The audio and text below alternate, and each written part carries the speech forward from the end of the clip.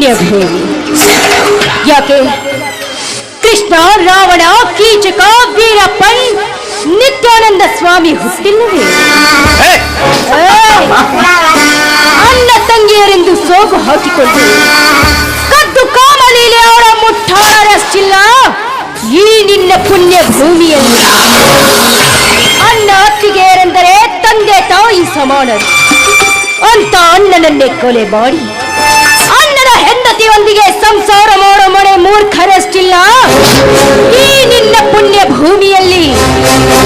ಪ್ರಾಣಕ್ಕೆ ಪ್ರಾಣ ಕೊಡೋ ಸ್ನೇಹಿತನ ಹೆಂಡತಿಯಲ್ಲಿ ಹಾಡಾಗಲೇ ಓಡಿಸಿಕೊಂಡು ಹೋಗೋ ಮಿತ್ರ ದ್ರೋಹಿಗಳಷ್ಟಿಲ್ಲ ಈ ನಿನ್ನ ಪುಣ್ಯ ಭೂಮಿಯಲ್ಲಿ.